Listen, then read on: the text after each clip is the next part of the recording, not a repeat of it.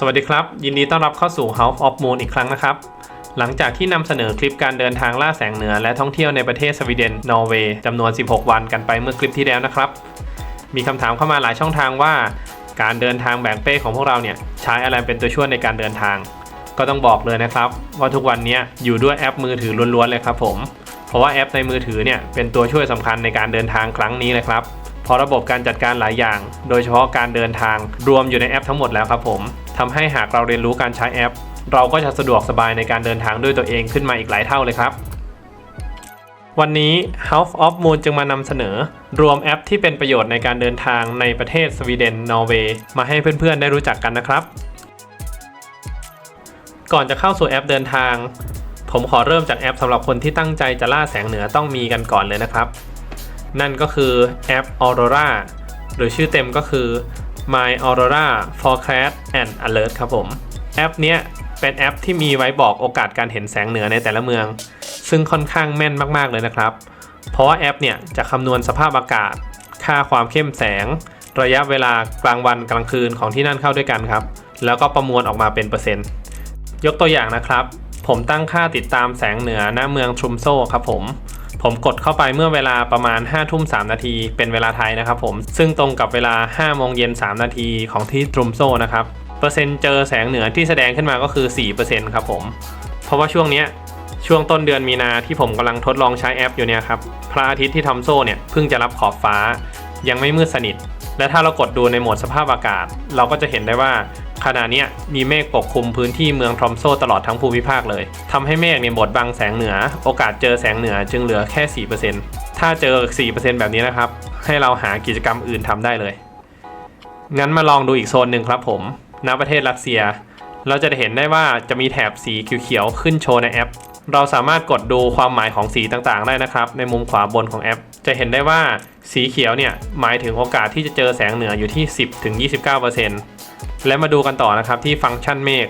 จะเห็นได้ว่าเมฆปกคลุมแทบทั้งหมดของพื้นที่ประเทศรัสเซียเลยครับทำให้โอกาสการเห็นแสงเหนือที่แอปแสดงขึ้นมาดูเนี่ยจะเหลือเพียงราวๆ 10% เท่านั้นมาต่อในฟังก์ชันอื่นๆครับผมก็คือฟังก์ชันเรียลไทม์ซึ่งในที่นี้เนี่ยผมเลือกเมืองทรอมโซไว้จะเห็นได้ว่ามีโอกาสเห็นแสงเหนือใน 0-30 นาทีก็คือ 4% เพราะว่ามีเมฆมากเมฆปกคลุมเนี่ยตั้งแต่เที่ยงคืนถึงตี 5เนี่ยคือ 100% เลยครับผมถัดไปนะครับจะเป็นค่า KP หรือค่าแสงก่อนอื่นนะครับมาทำความรู้จักกับค่า KP กันก่อนสำหรับค่า KP หรือค่าแสงเนี่ยจะมีระดับตั้งแต่ 0-9 ครับผมหากอยู่ที่ระดับ 0-2 เนี่ยจะมีโอกาสเห็นน้อยหรือแสงเนี่ยจะเป็นสีเทาหรือจางมากแต่ถ้า KP 3-4 ขึ้นไปเนี่ยจะมีโอกาสเห็นมากขึ้นนะครับแต่ถ้าฟ้าสว่างเกินไปเนี่ยก็อาจจะเห็นจางๆแต่ถ้า KP 5 ขึ้นไปเนี่ยจะเป็นระดับสูงนะครับหรือมีอีกชื่อที่เรียกว่า G1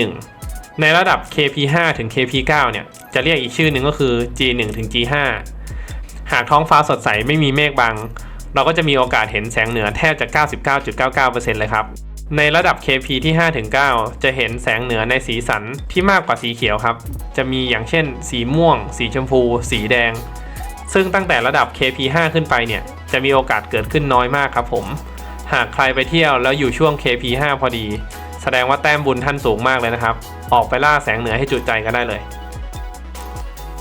ส่วนฟังก์ชันอื่นๆก็เป็นฟังก์ชันที่เกี่ยวกับค่า KP ครับทุกท่านอาจจะไปศึกษาเพิ่มเติมหรือไม่ต้องรู้ก็ได้นะครับเพราะว่าแค่3ฟังก์ชันที่แนะนำมาเนี่ยก็ทำให้ทุกท่านล่าแสงเหนือด้วยความสนุกสนานแล้ว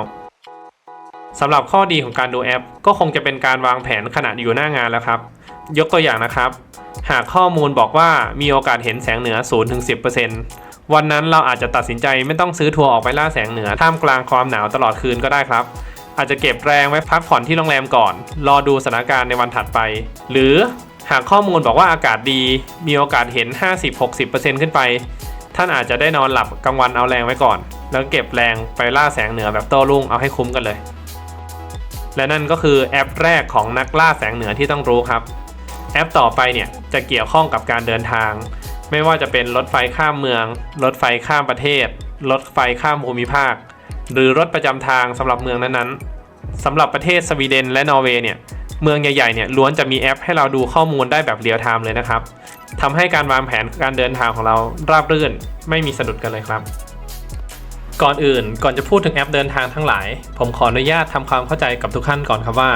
ในการใช้แอปเดินทางสิ่งที่ขาดไม่ได้และสำคัญที่สุดก็คือบัตรเครดิตหรือบัตรเดบิตที่สามารถตัดเงินและทำรายการในต่างประเทศได้หลายคนที่ไม่คุ้นเคยฟังมาถึงตรงนี้อาจจะสายหัว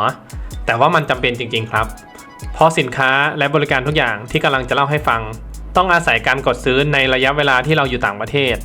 เพราะฉะนั้นสิ่งแรกที่ต้องมีก็คือบัตรเครดิตหรือบัตรเดบิตครับสำหรับท่านที่ไม่คุ้นเคยกับบัตรเครดิตหรือบัตรเดบิตแล้วก็คิดว่าตัวเองไม่มีผมเชื่อว่าทุกท่านมีติดตัวอยู่แล้วครับสำหรับบัตร ATM ของทุกธนาคารผมเชื่อว่าถ้าไม่บัตรเก่าจะเกินไปเนี่ยทุกบัตรจะมีสัญลักษณ์วีซ่าหรือมาสเตอร์การ์ดหรือบัตรของบริษัทอื่นๆอยู่บนบัตรนั้นด้วยครับนั่นแปลว่าบัตรนั้นใช้เป็นบัตรเดบิตได้ครับหากไม่เคยใช้อาจจะลองไปถามธนาคารดูว่าสามารถตัดบัตรในต่างประเทศได้ไหมแต่ถ้าล็อกอยู่ก็ขอให้ปลดล็อกให้หน่อยอาจจะปลดล็อกเฉพาะระยะเวลาที่เราเดินทางท่องเที่ยวก็ได้ครับลองปรึกษาธนาคารเจ้าของบัตรดูได้หลังจากเตรียมบัตรเครดิตหรือบัตรเดบิตเรียบร้อยแล้วเราก็เข้ามาสู่กระบวนการแนะนำการใช้แอปต่างๆกันครับผมขออนุญาตเริ่มจากใหญ่ไปหาเล็กนะครับเพื่อให้ทุกท่านจะได้เห็นภาพไปพร้อมๆกันเริ่มด้วยแอป SJ ครับผมแอปจองรถไฟและอื่นๆสัญชาติสวีเดนสำหรับ SJ เนี่ยเป็นบริษัทเดินรถในประเทศสวีเดนนะครับแต่ก็มีตั๋วรถไฟข้ามประเทศไปยังออสโลประเทศนอร์เวย์หรือโคเปนเฮเกนประเทศเดนมาร์กด้วยนะครับเมื่อเรารู้จักบริษัทกันแล้วก็มาทำความรู้จักกับหน้าตาของแอปกันเลยครับในเมนูหลักเนี่ยจะเห็นได้ว่ามีฟังก์ชันหลักๆอยู่5อย่างแรกก็คือ Buy Journey หรือหน้าซื้อตั๋วนะครับผมอันที่2เป็น Journey นะครับหรือหน้าแสดงตั๋วรถไฟที่ซื้อเสร็จแล้วอันที่3ครับคือหน้าล็อกอินหรือหน้าสมัครสมาชิกอันที่4ฟังก์ชันตรวจสอบรถแบบเรียลไทม์แล้วก็อันที่5ส่วน FAQ หรือส่วนตอบคำถามที่พบบ่อยนั่นเองมาดูฟังก์ชันแรกกันเลยครับก็คือหน้าซื้อตั๋วครับผมจะทดลองกดการไป Stockholm Central Station จากเมืองโกเทนเบิร์กนะครับผมเลือกผู้โดยสาร1คนและกดค้นหานะครับเมื่อกดค้นหาแอปจะแสดงหน้าจอให้เราเลือกวันที่และวันเดินทางผมจะทดลองกดวันที่1เมษายนนะครับซึ่งห่างจากวันที่บันทึกคลิปเนี้ยประมาณ1เดือนจะเห็นได้ว่าเที่ยวรถไฟส่วนใหญ่เนี่ยยังว่างอยู่และราคาเนี่ยแตกต่างกันออกไปตามชนิดและเวลาของรถไฟนั้นนั่นหมายความว่าราคารถไฟมันจะไม่คงที่นะครับผมหากจองล่วงหน้านานหรือจองเที่ยวเวลาที่คนนิยมนั่งน้อยก็จะถูกกว่าปกติครับยกตัวอย่างนะครับผม High Speed Train เหมือนกันรอบบ่าย 3:24 กับรอบ 4:24 ราคาไม่เท่ากันยิ่งถ้าเลื่อนลงไปดูรอบ 20:24 เนี่ยจะเห็นได้ว่าราคาถูกกว่ากันเกือบครึ่งตอนผมเดินทางผมก็เลือกรอบนี้เช่นกันครับอาจจะถึงดึกหน่อยแต่ก็ประหยัดเงินได้เยอะเลยเอาเงินค่ารถไฟไปเพิ่มเป็นค่าโรงแรมใกล้ๆสถานีก็ได้ครับจะได้ไม่ต้องเดินไกลเมื่อถึงปลายทางเมื่อกดเลือกซื้อตั๋วจะมีฟังก์ชันให้เลือกนะครับว่าจะเอา Second Class หรือ First Class เอาแบบคืนเงินได้หรือคืนเงินไม่ได้ถ้าเลือกได้แล้วก็กดเป็นราคาที่ต้องการเลยครับในแอป SJ เนี่ยเราสามารถดูที่นั่งว่างก่อนจ่ายเงินนะครับผมเราก็สามารถเลือกที่นั่งได้เมื่อเราเลือกที่นั่งที่ต้องการแล้วก็กดเช็คเอาท์นะครับผมก็คือจ่ายเงินพอถึงกระบวนการจ่ายเงินเนี่ยก็ระบุชื่อนามสกุลอีเมลและเบอร์มือถือให้เรียบร้อยจากนั้นก็เลือกจ่ายเงินซึ่งมีหลายช่องทางนะครับส่วนตัวผมว่าตัดบัตรเครดิตหรือบัตรเดบิตเนี่ยสะดวกที่สุดครับเมื่อจองเสร็จสิ้นนะครับทิกเก็ตเนี่ยจะส่งมาหาเราทางอีเมลเราก็สามารถเอา Booking Number และกรอกอีเมลหรือเบอร์โทรลงไปในช่อง Journey ในแอปได้เลยนะครับตั๋วก็จะปรากฏอยู่ในแอปสามารถเลือกดูได้ตลอดเวลาเลยจะเห็นได้ว่าฟังก์ชันที่จำเป็นจริงๆจะมีแค่ส่วน1และส่วน2นะครับผมและแอป SJ เนี่ยเราไม่จำเป็นต้องสมัครสมาชิกก็สามารถซื้อตั๋วได้ส่วนฟังก์ชันที่4เนี่ยไว้ดูรถตอนเรียลไทม์ครับจะมีประโยชน์ตอนที่เราอยู่สถานีแล้วจบกันไปแล้วนะครับสำหรับแอปเดินทางระยะกลางระยะไกลของฝั่งสวีเดนต่อไปก็ถึงคิวแอปเดินทางระยะกลางระยะไกลของฝั่งนอร์เวย์บ้างครับแอปนี้ชื่อว่าแอป VY นะครับผมเป็นแอปของบริษัทเดินรถฝั่งนอร์เวย์นะครับผมแต่ก็สามารถจองเส้นทางบางเส้นทางจากสวีเดนหรือเส้นทางระหว่างประเทศของนอร์เวย์ไปสวีเดนผ่านทางแอป VY ได้เช่นกันครับรู้จักกับบริษัทกันแล้วมาดูหน้าตาแอปพลิเคชันสัญชาตินอร์เวย์กันครับกดเข้ามาเราก็จะเห็นได้ว่ามีฟังก์ชันให้กดหลักๆแค่3จุด1ก็คือปุ่มโฮมนะครับผมจะแสดงหน้าตาเมนูหลักที่เราสามารถเลือกตั้งรายการโปรดเผื่อไว้ดูเที่ยวรถไฟในบางสถานีก็ได้2นะครับผมก็คือปุ่มค้นหาแล้วก็ปุ่มซื้อตั๋วนะครับผม3ครับปุ่มเมนูที่อยู่ด้านบน การซื้อตั๋วเนี่ยจะสามารถซื้อโดยกด Search Advice นะครับในปุ่มเมนูที่2ด้านล่างนะครับผมจากนั้นก็เลือกสถานีต้นทางและสถานีปลายทางผมจะทดลองเลือกจากออสโลไปเบอร์เกนนะครับผมเมื่อกดเลือกเสร็จแล้วเนี่ยเราจะเห็นได้ว่าระบบเนี่ยแสดงหน้าจอให้เราคัสตอมไมซ์รายการของเราตั้งแต่เลือกซื้อเที่ยวเดียวหรือไปกลับเวลาที่ต้องการเดินทางจำนวนผู้โดยสารประเภทของยานพาหนะที่เราต้องการจองในที่นี้ผมจะทดลองบันทึกเป็นเลือกตั๋วเที่ยวเดียวออกเดินทางวันที่3 เมษายนหรือว่า1 เดือนนับจากวันที่ผมบันทึกเทปนะครับเวลาผมจะตั้งเป็น6:35 นาทีเป็นต้นไปนะครับผมจากนั้นเลือกซื้อตั๋วแค่1 คนและประเภทยานพาหนะจะเลือกเป็นหรือทั้งหมดนะครับจะเห็นได้ว่าระบบเนี่ยจะแสดงรถตั้งแต่กลางคืนวันที่3 เมษายนมีป้ายกำกับให้ด้วยนะครับว่าเป็นชีพเลตหรือว่าถูกที่สุดและมีสัญลักษณ์ไนท์เทรนหมายถึงว่ารถไฟคันนี้วิ่งกลางคืนพอเลื่อนลงมาอีกนิดนึงก็จะเห็นตัวเลือกที่หลากหลายขึ้นนะครับผมจะมีรถบัสแนะนำด้วยเป็นสาย VY 190ออก8 โมงเช้าถึง3 ทุ่มกว่าบอกเลยนะครับว่าถ้าเลือกเที่ยวนี้คงทรมานน่าดูขอผ่านไปดูอันถัดไปนะครับผม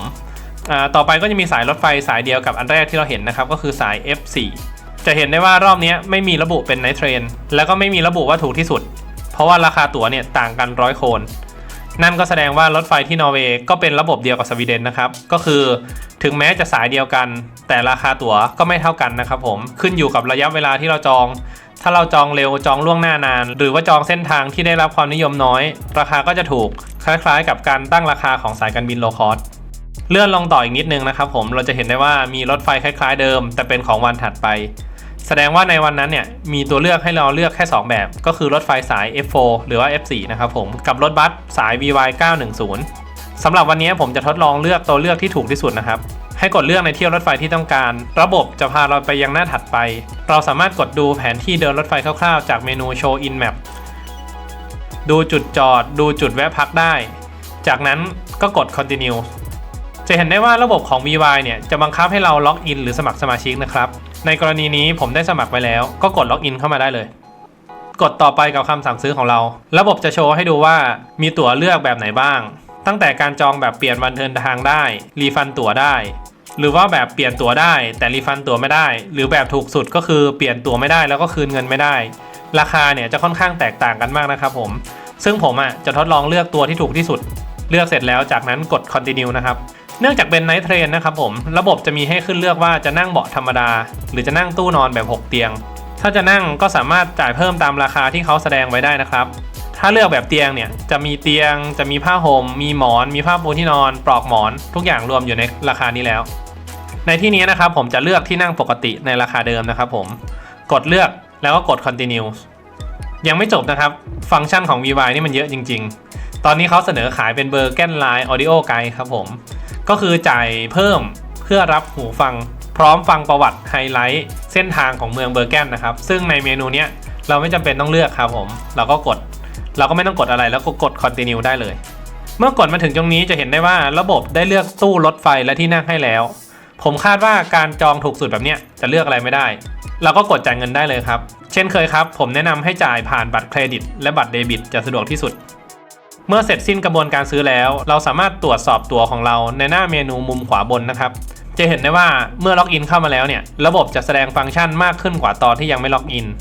กดเลือกดู My Ticket and Trip เพื่อดูตั๋วที่ซื้อแล้วนะครับระบบจะแสดงตั๋วที่ซื้อมาอยู่ตรงนี้สามารถกดดูได้ตลอดหรือไว้แสดงต่อเจ้าหน้าที่เมื่ออยู่บนรถไฟผ่านจากแอปได้เลยนะครับไม่ต้องปริ้นตั๋วสำหรับข้อแนะนำเพิ่มเติมก็คือใน2 แอปนี้นะครับในกรณีที่เดินทางรถไฟช่วงเวลาดีๆช่วงคนเดินทางเยอะเช่นศุกร์เสาร์อาทิตย์จะเต็มไวกว่าปกติหากมีแผนการเดินทางชัดเจนแล้วเนี่ยสามารถซื้อตั๋วล่วงหน้าได้90 วันเลยครับหากตัดสินใจล่าช้าผมสังเกตนะครับว่ามีบางเที่ยวเต็มหรือราคาเนี่ยแพงกว่าราคาเริ่มต้นถึง3 เท่าเลยนะครับบางกรณีเนี่ยเราซื้อไว้ก่อนแล้วทิ้งตั๋วก็ยังคุ้มค่ากว่าซื้อใกล้ๆวันเดินทางนะครับก็เป็นอีกเทคนิคนึงนะครับที่ผมอยากฝากไว้ผ่านกันไปแล้วนะครับสำหรับ2 แอปเดินทางหลักของทั้งประเทศนอร์เวย์และสวีเดนซึ่งถ้าหากเรารู้จัก2 แอปนี้ก็สามารถเดินทางเที่ยวได้ทั้งประเทศเลยครับเพราะว่าทั้ง2 บริษัทเนี่ยก็เปรียบเสมือนการรถไฟของประเทศไทยที่มีบริการครอบคลุมเส้นทางทั้งประเทศเลยมาต่อกันที่แอปถัดไปนะครับผมจะเป็นการเดินทางในเมืองต่างๆอยากให้ทุกคนนึกภาพตามนะครับว่าถ้าหากกรุงเทพมี BTS หรือ MRT ที่ใช้เดินทางหลัก ในประเทศนอร์เวย์สวีเดนก็จะมีบริษัทเดินรถเจ้าหลักๆในเมืองนั้นเช่นกันครับแต่จะแตกต่างกันตรงที่ว่าหลายๆเมืองเนี่ยจะไม่จำกัดแค่รถไฟแต่อาจจะรวมรถเมล์รถรางอยู่ในบริการของบริษัทด้วยทำให้ในเมืองนั้นๆเนี่ยเราไม่จำเป็นต้องซื้อตั๋วหลายใบครับสามารถซื้อตั๋วเหมาของบริษัทใดบริษัทหนึ่งในการเดินทางเมืองนั้นๆได้เลยและบริษัทเหล่านั้นเนี่ยทำแอปพลิเคชันสำหรับอำนวยความสะดวกในการซื้อตั๋วเช็ครอบรถดูเที่ยวรถแบบเรียลไทม์บอกได้เลยนะครับว่าครบทุกอย่างในมือถือของเราเลยครับสำหรับคลิปเนี่ยผมจะแนะนำการเดินทางของเมืองท่องเที่ยวทั้ง2ประเทศประกอบด้วยสต็อกโฮล์มโกเทนเบิร์กในประเทศสวีเดนและเมืองออสโลเบอร์เกนแล้วก็ทรอมโซในประเทศนอร์เวย์นะครับจะยกตัวอย่างให้ทุกคนเห็นภาพและเอาไปใช้ในสถานที่จริงกันเลยนะครับมาเริ่มกันที่แอปเดินทางของเมืองสต็อกโฮล์มกันก่อนแอปชื่อว่า SL นะครับผมฟังดูอาจจะสับสนกับ SJ แต่ก็จำง่ายดีนะครับรถไฟสวีเดนคือ SJ รถไฟในเมืองสต็อกโฮล์มคือ SL ครับผม SL นะครับเป็นบริษัทเดินรถที่มีบริการหลากหลายและครอบคลุมเยอะมากครับทั้งรถไฟใต้ดินหรือเมโทรรถไฟปกติหรือคอมมิวเตอร์เรลรถไฟรางเบาหรือไลท์เรลรถรางหรือแทรมนะครับผมและที่ไม่ปรากฏในผังนี้อีกก็คือรถบัสประจำทางครับรถบัสประจำทางก็รวมอยู่ในบริการของ SL อีกด้วยเช่นกันนะครับผมในฐานะนักเดินทางอย่างพวกเราเนี่ย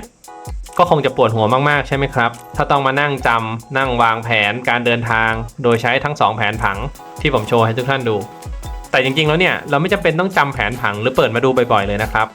เพราะว่าแอปของ SL เนี่ยออกแบบมาเพื่อให้ทุกคนใช้งานง่ายอยู่แล้วสะดวกในการเดินทางและที่สำคัญ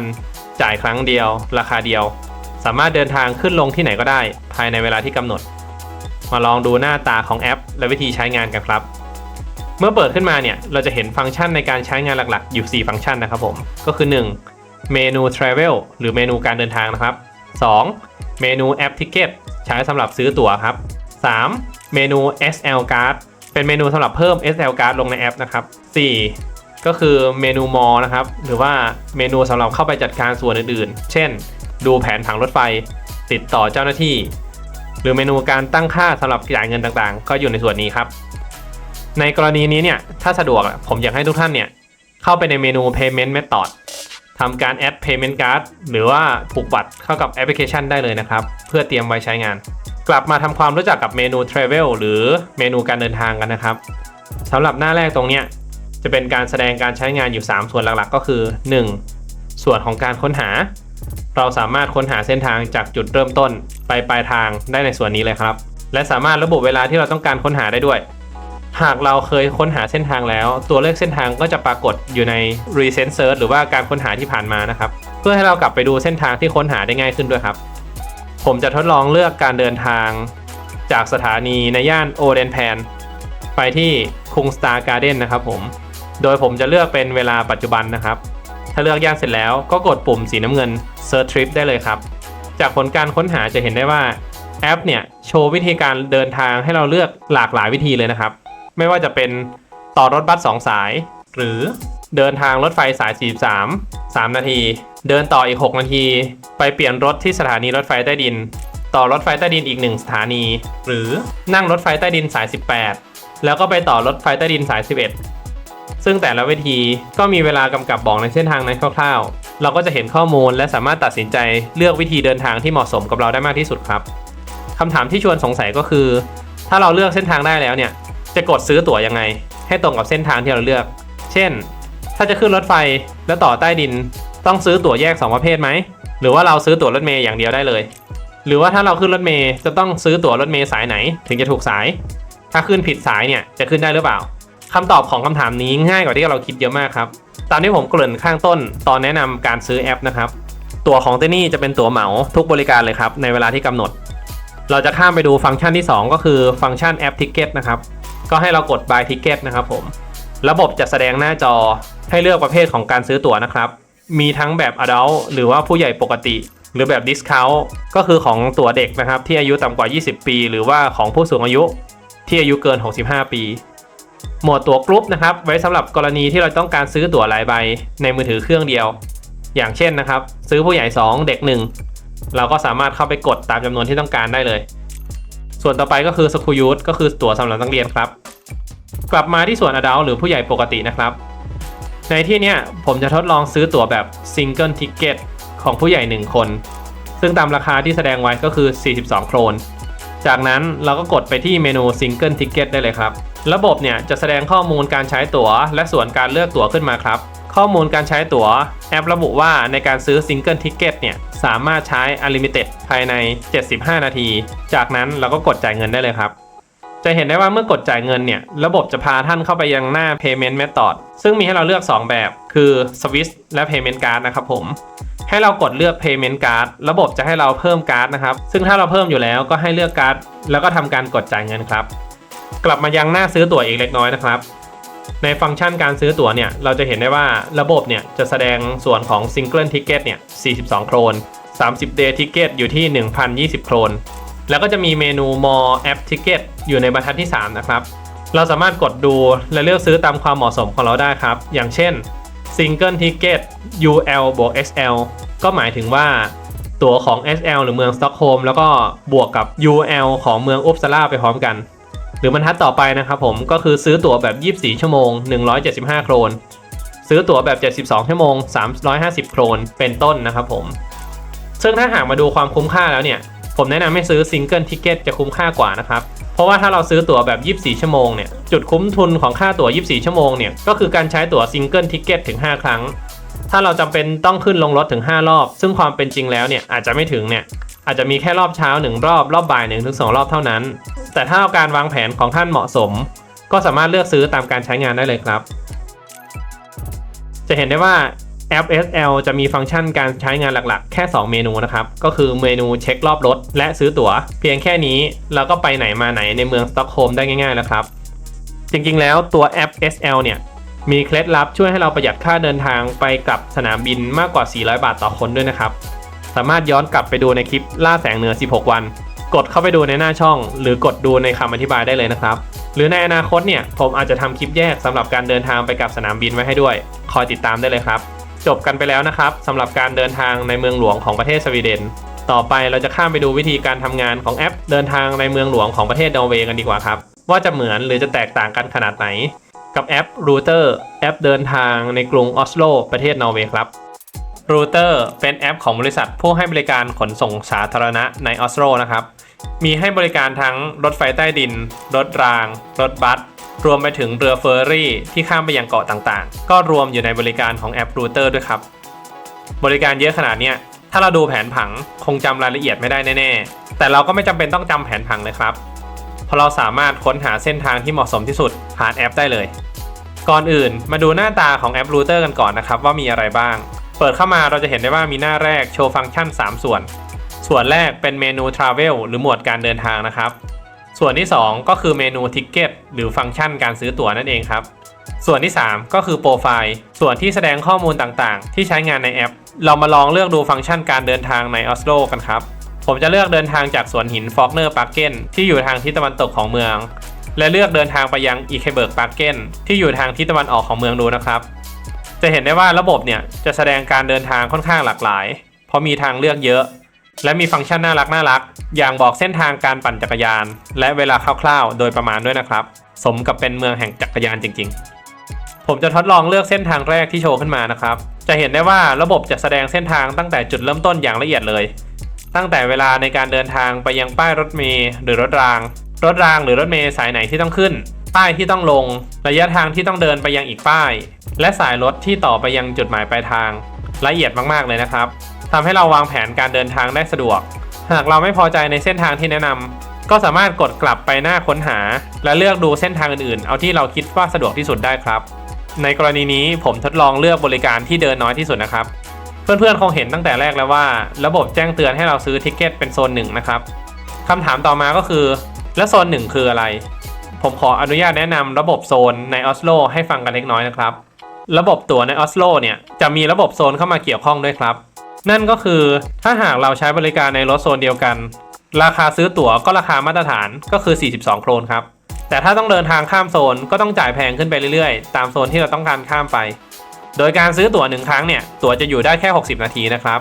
แต่ถ้ามีการข้ามโซนเนี่ยตั๋วก็จะบวกเวลาไปอีก30 นาทีต่อ1 โซนซึ่งถ้าเรามานั่งคำนวณเองก็คงยากและซับซ้อนน่าดู แต่ถ้าเราใช้แอปจะแนะนำเส้นทางให้แอปก็จะแจ้งเราด้วยว่าต้องซื้อตั๋วกี่โซนไม่ต้องมานั่งจำให้ยุ่งยากเลยครับงั้นเรากลับมาที่แอปนะครับในกรณีที่เรามั่นใจในการเลือกเส้นทางแล้วผมแนะนำให้กดซื้อตั๋วเมื่อถึงป้ายรถเมล์หรือรถรางเท่านั้นนะครับอย่ากดระหว่างเดินเท้าหรือว่าอย่ากดระหว่างอยู่โรงแรมนะครับผมเพราะว่าที่ออสโลเนี่ยตั๋วมีเวลาแค่60นาทีในกรณีที่เราต่อรถไม่เก่งอาจจะต้องรอรถนานเหลือเวลาไว้หน่อยก็จะดีมากๆครับแต่ถ้าซื้อตั๋ว24ชั่วโมงก็เดินทางสะดวกไม่ต้องกังวลอะไรสำหรับที่ออสโลเนี่ยผมแนะนำต่างจากที่สต็อกโฮล์มนะครับผมมองว่าการซื้อตั๋ว24ชั่วโมงที่เนี่ยคุ้มกว่าเพราะตั๋ว1ครั้งเนี่ยราคา42โครนแต่ตั๋ว24ชั่วโมงเนี่ยราคาอยู่ที่127โครนเท่านั้นหมายความว่าเราใช้3ครั้งก็คุ้มแล้วครับใน24ชั่วโมงเนี่ยถ้าเราขึ้นรถแวะดูนั่นดูนี่เนี่ยก็ประมาณ3ครั้งหรือเกินแน่ๆเลยครับซื้อได้เลยครับผมสำหรับกรณีการทดลองเดินทางโซนเดียวก็จบไปแล้วเพื่อนๆอาจจะอยากดูกรณีเดินทางข้ามโซนผมเลยจะทดลองเดินทางจากสนามบินเข้าเมืองดูนะครับว่าระบบจะแสดงอย่างไรแน่นอนนะครับแอปรูเตอร์เนี่ยใช้ได้ตั้งแต่สนามบินจนถึงในเมืองเลยเราจะทดลองเลือกการเดินทางจากออสโลลูฟฮานหรือสนามบินออสโลเข้ามายังกลางเมืองหรือก็คือออสโลเอสหรือออสโลสเตชันนะครับผมนั่นก็คือสถานีกลางออสโลนั่นเองพอกดปุ๊บระบบก็แสดงรถไฟขึ้นมา2แบบนะครับก็คือแบบไฟล์กับแบบ RE ถ้าเรากดดูในไฟล์จะเห็นได้ว่าแอปจะโชว์แค่ข้อมูลแต่จะไม่ขายตั๋วในเส้นทางนี้แสดงว่าสายไฟล์เนี่ยจะไม่อยู่ในบริการของรูเตอร์นะครับให้เราเลือก RE จะเป็น RE ไหนก็ได้จะเห็นได้ว่าระบบเนี่ยจะแสดงเส้นทางขึ้นมาพร้อมแจ้งว่าต้องซื้อตั๋วโซนไหนบ้างนั่นก็คือ 4N โซนที่ตั้งของสนามบินโซน1หรือโซนปลายทางโซนที่ผ่านก็จะมี2โซนนะครับก็คือโซน 2O กับ 3O รวมทั้งหมดเป็น4โซนถ้าเรากด Buy Ticket ระบบก็โชว์ราคาที่ต้องจ่ายนั่นก็คือราคาสำหรับ4โซนอยู่ที่124โครนนั่นเองครับราคาอาจจะดูสูงแต่ถ้าดูตามเงื่อนไขต้องบอกนะครับว่าราคานี้เราจะได้ตั๋วทั้งหมด2ชั่วโมงครึ่งนั่นก็แสดงว่าเราสามารถต่อรถในบริการอื่นๆไปที่โรงแรมหรือว่าเช็คอินเสร็จแล้วฝากกระเป๋าออกมาเที่ยวต่อก็ยังทำได้นะครับภายในเวลา2ชั่วโมงครึ่งหากจะให้แนะนำเพิ่มเติมก็คือถ้าเราเดินทางจากสนามบินผมแนะนำให้ซื้อตั๋ว4โซน1ครั้งก่อนแล้วค่อยมาซื้อตั๋ว24ชั่วโมงที่เดินทางเฉพาะโซน1ก็ครอบคลุมการเดินทางของออสโลส่วนใหญ่แล้วครับสำหรับการใช้งานผมแนะนำให้ท่านผูกบัตรเครดิตหรือบัตรเดบิตไว้ก่อนเดินทางได้เลยนะครับเวลาหน้างานจะได้สะดวกผมอาจจะยังไม่บอกหรือว่าอยากย้ำก็คือถ้าเราซื้อตั๋วเสร็จแล้วเนี่ยเราไม่จำเป็นต้องแสดงตั๋วให้คนขับดูนะครับขึ้นรถไฟไปแล้วก็หาที่นั่งได้เลยเพราะที่เนี่ยคนขับมีหน้าที่ขับอย่างเดียวครับแล้วก็ไม่มีกระเป๋ารถประจำรถด้วยมีเพียงเจ้าหน้าที่เนี่ยขึ้นมาสุ่มตรวจเป็นครั้งคราวเท่านั้นแต่เขาบอกนะครับว่าอย่าเนียนขึ้นฟรีแบบไม่กดซื้อตั๋วนะโดนจับเนี่ยค่าปรับสูงมากไม่คุ้มที่จะเสี่ยงเลยนะครับจบกันไปแล้วนะครับสำหรับแอปเมืองหลวงของทั้ง2ประเทศผมเชื่อว่าทุกคนน่าจะเข้าใจและมองเห็นภาพแล้วใช่ไหมครับว่าการเดินทางด้วยรถสาธารณะในเมืองใหญ่ของประเทศนอร์เวย์และสวีเดนเนี่ยไม่ใช่เรื่องยากเลยซื้อตั๋วครั้งเดียวแล้วก็เดินขึ้นเดินลงสะดวกสบายมากๆครับจากเนี้ยผมจะพาไปต่อกันเร็วๆกับเมืองหลักเมืองอื่นนอกจากเมืองหลวงของนอร์เวย์และสวีเดนบ้างนะครับอาจจะเร็วนิดนึงแต่ผมก็ถือว่าเพื่อนๆเนี่ยได้เรียนรู้กันอย่างเข้มข้นทั้ง4แอปที่ผ่านมาแล้วส่วนใครกอมาดูตรงนี้ก็อยากให้กลับไปดูก่อนหน้านี้ก่อนนะครับจะได้เข้าใจระบบการใช้งานและระบบการขนส่งสาธารณะของทั้ง2ประเทศครับมาเริ่มจากฝั่งสวีเดนก่อนนะครับนอกจากแอป SL ของเมืองสต็อกโฮล์มแล้วผมก็จะขอแนะนำให้รู้จักแอป Vast Traffic ออกเสียงไม่ถูกขออภัยด้วยนะครับถ้าแปลเป็นภาษาอังกฤษก็คงจะเป็นคำว่า Western Traffic ครับผมหรือว่าการเดินทางในภูมิภาคตะวันตกนั่นเองเพราะว่าแอป Vast Traffic เนี่ยเป็นแอปที่รวมการเดินทางในภูมิภาคเวสตาเยอร์ตาลันหรือส่วนตะวันตกเฉียงใต้ของสวีเดนที่มีเมืองโกเทนเบิร์กเป็นเมืองที่ใหญ่ที่สุดนะครับและผมเนี่ยก็ได้ใช้แอปนี้เดินทางในเมืองโกเทนเบิร์กนั่นเองครับหน้าตาแอปก็จะคล้ายๆกับ4แอปที่แนะนำมาก่อนหน้านะครับมีเมนูการซื้อตั๋วการค้นหาเส้นทางเหมือนกันมีฟังก์ชันดูเวลาการเดินรถแบบเรียลไทม์ของแต่ละสถานีคล้ายๆกับแอป SJ นั่นก็น่าจะเป็นเพราะว่าเป็นแอปในประเทศสวีเดนเหมือนกันครับระบบเนี่ยคงเชื่อมกันทั้งประเทศยิ่งฟังยิ่งน่าทึ่งเลยนะเพื่อนๆผมเนี่ยจะทดลองกดฟังก์ชันซื้อตั๋วนะครับจะเห็นได้ว่ามี3ตัวเลือกหลักๆนะครับก็คือ1แบบ Single Ticket 2 Day Ticket 3 Period Ticket นั่นก็คือแบบ1ครั้ง1วันแล้วก็แบบ30วันนั่นเองครับ มาดูในโหมด Single Ticket นะครับจะเห็นได้ว่า Vast Traffic เนี่ยจะระบุโซนเช่นกันเหมือนกับของออสโลเลยแต่โซนเนี่ยไม่เยอะหรือดูยากแบบออสโลนะครับคือโซน A ก็คือโซนเมืองโกเทนเบิร์กและโซนปริมณฑลของโกเทนเบิร์กนะครับแล้วก็โซน B และโซน C ก็จะเป็นเมืองในภูมิภาคเวสตาเยอร์ตาลันนั่นเองครับแสดงว่าถ้าเราอยู่ในแค่โกเทนเบิร์กเนี่ยเราซื้อแค่ตั๋วโซน A ในราคา36โคนก็ใช้งานได้90นาทีนั่นเองครับในฟังก์ชันการหาเส้นทางเนี่ยก็เหมือนกับแอปอื่นๆขออนุญาตข้ามไปเลยนะครับและสำหรับแอป West Traffic เนี่ยไม่ต้องสมัครสมาชิกก็สามารถใช้งานได้เลยนะครับแต่แนะนำให้ผูกบัตรไว้ก่อนเช่นเคยนะครับผมจะได้สะดวกในการใช้งานมาต่อกับแอปที่เหลือในฝั่งนอร์เวย์กันบ้างครับแอปต่อไปที่จะแนะนำก็คือแอปสำหรับเดินทางในเมืองเบอร์แกนครับก็คือแอป Sky Double S นะครับเป็นแอปที่ให้บริการในเมืองเบอร์แกนและเมืองในภูมิภาคเดียวกันครับแต่ที่เมืองเบอร์แกนเนี่ยจะแปลกกว่าที่อื่นณเวลาที่ผมบันทึกข้อมูลอยู่เนี่ยต้องใช้แอปทั้งหมด2ตัวครับนั่นก็คือแอป Sky Double S หน้าปกสีเทาจะใช้ค้นหาและแนะนำเส้นทางซึ่งก็ดูเหมือนแอปอื่นๆที่ผ่านมาแต่ถ้าเราทดลองใช้ค้นหาเส้นทางเนี่ยแอปเนี่ยจะบอกให้เราไปซื้อตั๋วอีกแอปหนึ่งนะครับก็คือแอป Sky Billet หรือว่าแอปที่ไว้ซื้อตั๋วโดยเฉพาะนั่นเองผมก็ไม่เข้าใจเหมือนกันนะครับว่าทำไมต้องแยกแต่คงเป็นเหตุผลด้านเทคนิคเราก็แค่ต้องโหลด2อันไว้ใช้คู่กันอันแรกเป็นแอป Sky Double S สีเทาไว้ดูรอบรถต่างๆอันที่2จะเป็น Sky Double S Billet สีส้มเอาไว้เช็คราคาแล้วก็ซื้อตั๋วสำหรับส่วนการค้นหาเส้นทางเนี่ยผมขอข้ามไปเลยนะครับใช้ง่ายเหมือนแอปอื่นที่แนะนำมาเลยครับแต่จะขออนุญาตพาทุกท่านไปดูตั๋วของภูมิภาคนี้กันครับเมื่อเข้ามาในแอป Sky Double S Billet สีส้มจะเห็นได้ว่าระบบเนี่ยจะให้บริการเลือกระหว่างทางบกกับทางน้ำเราก็เลือกทางบกนะครับผมแล้วก็เลือกโซนที่ต้องการซึ่งไม่ยากเลยครับผมถ้าในเบอร์แกนครอบคลุมตั้งแต่สนามบินจนถึงตัวเมืองและรอบเมืองจะเป็นโซน A โซนเดียวครับถ้าเราเลือกโซน A อย่างเดียวเนี่ยก็เพียงพอสำหรับการเดินทางท่องเที่ยวแล้วเมื่อเลือกโซนแล้วเนี่ยระบบก็แสดงราคาขึ้นมาทันทีนะครับเป็นแบบ Single Ticket ราคา44โครนแต่ถ้าต้องการซื้อตั๋วแบบเหมาวันเนี่ยให้เรากดเมนูด้านซ้ายบนนะครับเลือก Period Ticket ก็จะมีฟังก์ชันต่างๆเนี่ยให้เราเลือกตั้งแต่แบบ24ชั่วโมง7วัน30วัน180วันจากนั้นเราก็เลือกตั๋วที่ต้องการแล้วก็กดจ่ายเงินได้เลยครับจะเห็นได้ว่าเมื่อกดครั้งแรกเนี่ยระบบเนี่ยจะให้เรายืนยันเบอร์โทรนะครับซึ่งเราสามารถทำตั้งแต่อยู่ไทยได้เลยแล้วก็ใช้เบอร์ไทยได้เลยนะครับกรอกเบอร์ลงไปในระบบและระบบเนี่ยจะส่ง OTP มาให้เรากรอกเสร็จเรียบร้อยก็เปรียบเสมือนการล็อกอินเข้าไปในแอปหลังจากนั้นก็กดตัดบัตรจ่ายเงินได้เลยครับสำหรับที่เบอร์แกนเนี่ยผมแนะนำซื้อตั๋วแบบ24ชั่วโมงจะคุ้มกว่าเช่นเคยครับเพราะว่าตั๋วแบบใช้ครั้งเดียวราคา44โครนแต่ถ้าซื้อแบบ24ชั่วโมงเนี่ยราคาเพียง110โครนเท่านั้นหมายถึงว่าใช้3ครั้งก็คุ้มค่าแล้วครับแต่ถ้าอยากคุ้มเนี่ยผมแนะนำให้ซื้อเบอร์แกนการ์ดนะครับ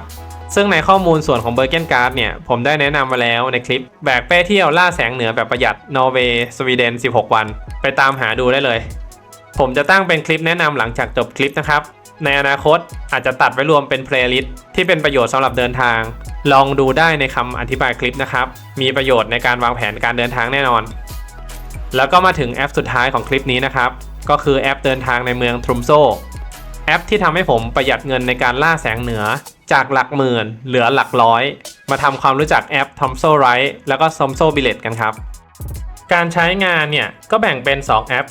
คล้ายๆกับเมืองเบอร์แกนเลยนะครับก็คือแอป Tomso Billet เนี่ยไว้ซื้อตั๋วและแอป Tom Ride ใช้สำหรับหาเส้นทางการต่อรถรอบรถต่างๆแต่สำหรับ Tom Ride เนี่ยผมเห็นความแตกต่างจากแอปอื่นนั่นก็คือ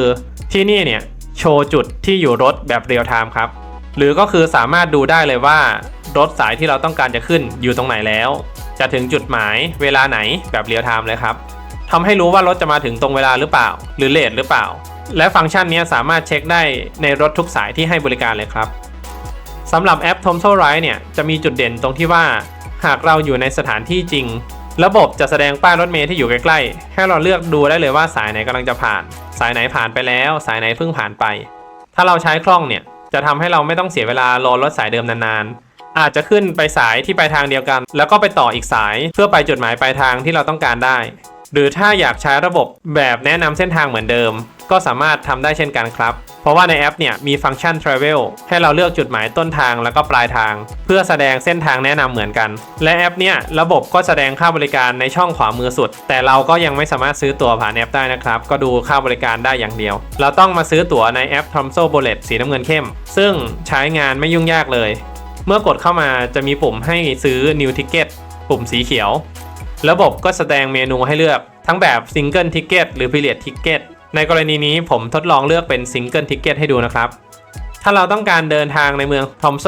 ก็แค่เลือกโซนจะมีทั้งช่องฟอร์มและช่องทูก็ให้เลือกทอมโซทั้งคู่เลยนะครับจะมีช่องผู้ใหญ่หรือ Adult นะครับแล้วก็ช่องวัยรุ่นนะครับผมเป็น 18-29 ปีซึ่งผมลองกดเลือกแล้วราคาเท่ากันครับแต่ในกรณี 18-29 ปีเนี่ยจะได้ส่วนลดหากเดินทางระยะไกลเพราะผมก็เคยได้ใช้ส่วนลดตอนที่เดินทางจากนาวิกไปทอมโซเช่นกันเลือกประเภทตั๋วได้แล้วก็กด Next นะครับเพื่อเข้าสู่กระบวนการจ่ายเงินต่อไปสำหรับที่ทอมโซเนี่ย Single Ticket จะเริ่มต้นที่44โครนระยะตั๋วเนี่ยมีเวลาชั่วโมงครึ่งแต่หากเราลองไปกดดูตั๋วแบบ24ชั่วโมงจะเห็นได้ว่าราคาเนี่ยอยู่ที่126โครนเพราะฉะนั้นเดินทาง3ครั้งก็คุ้มแล้วในกรณีที่เมืองทอมโซเนี่ยผมก็แนะนำให้ซื้อแบบ24ชั่วโมงเช่นกันครับประหยัดกว่านั่งสบายใจกว่ามากๆเลยขึ้นลงไม่จำกัดเวลาทั้งวันและแน่นอนซื้อตั๋วแล้วไม่ต้องโชว์ให้คนขับนะครับขึ้นไปแล้วก็หาที่นั่งสบายๆได้เลยเพราะที่เนี่ยคนขับมีหน้าที่ขับอย่างเดียวถ้าไม่มีเจ้าหน้าที่ขึ้นมาสุ่มตรวจที่นั่งก็นั่งกันสบายๆตลอดทางได้เลยครับแต่ขอย้ำอีกครั้งนะครับอย่าคิดลักไก่ไม่ซื้อตั๋วแล้วขึ้นไปใช้บริการนะครับหากถูกจับได้เนี่ยทั้งค่าปรับและมาตรการทางกฎหมายอีกหลายอย่างไม่คุ้มเสี่ยงแน่นอนก่อนจะจบการแนะนำแอปเนี่ยผมจะทดลองกดดูราคาจากเมืองนาวิกไปเมืองทอมโซดูนะครับเราก็เลือกบริการจากนาวิกไปทอมโซได้เลยจะเห็นได้ว่าราคาตั๋วเนี่ยค่อนข้างสูงอยู่ที่ประมาณ439โครนหรือประมาณ 1,500 บาทแต่ถ้าเลือกแบบ Young Adult อายุ 18-29 ปี